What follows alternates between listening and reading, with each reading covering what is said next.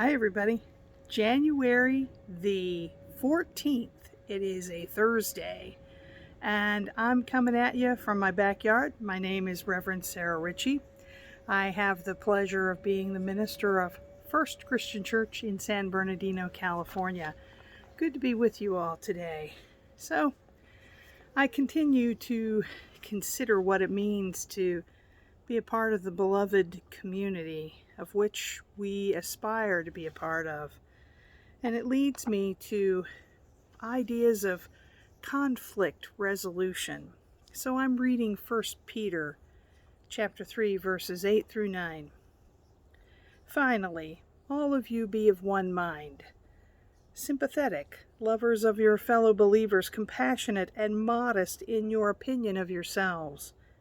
Don't pay back evil for evil, or insult for insult. Instead, give blessing in return. You were called to do so that you might inherit a blessing.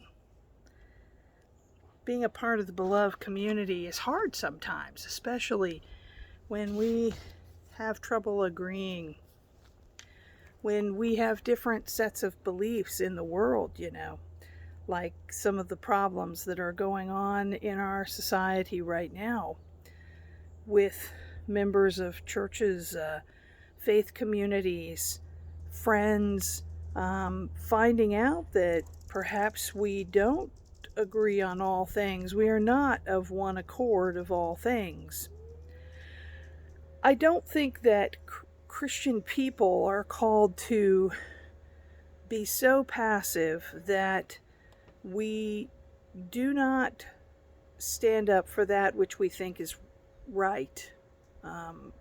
That's not the message of the gospel. But I do remember distinctly hearing one of my theology professors, Stanley Hauerwas, say, "Let the Christians of the world agree they will not kill one another. Let the Christians of the world agree they will not kill one another." Now, he is quoting the Mennonite community and discussing the Sermon on the Mount. But in thinking about what happened on January the 6th,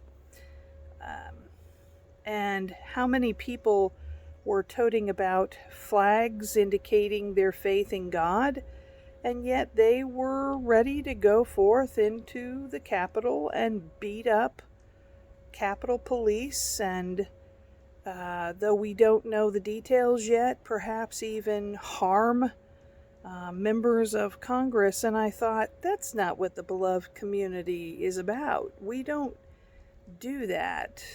We do express our opinions, our ideas, but we don't harm one another. I believe that harm extends even into language. I've been watching online as members of my own faith community have been debating with one another.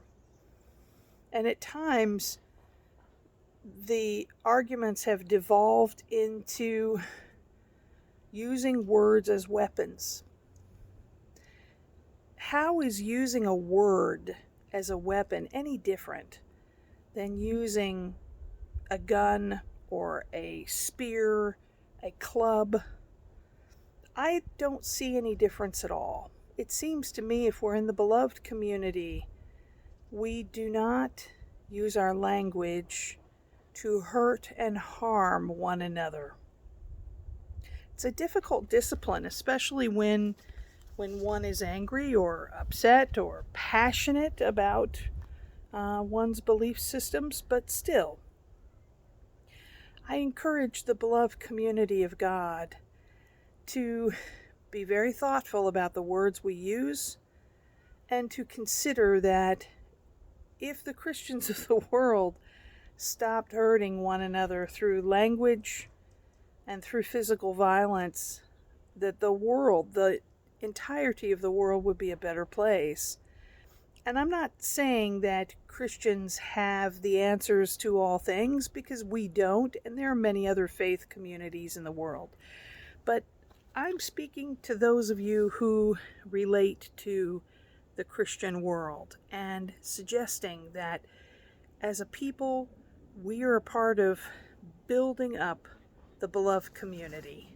And so that means setting aside our divisive language and our physical and psychological, emotional, verbal attacks on one another as we continue to work through our differences. Let's try some conflict management, okay? Anyway, hey, wash those hands, you all, for 20 seconds in soapy water frequently. Wear those masks. Remain physically distanced but not socially distanced. Pray for one another. Love one another. And be at peace. See you next time. Bye-bye.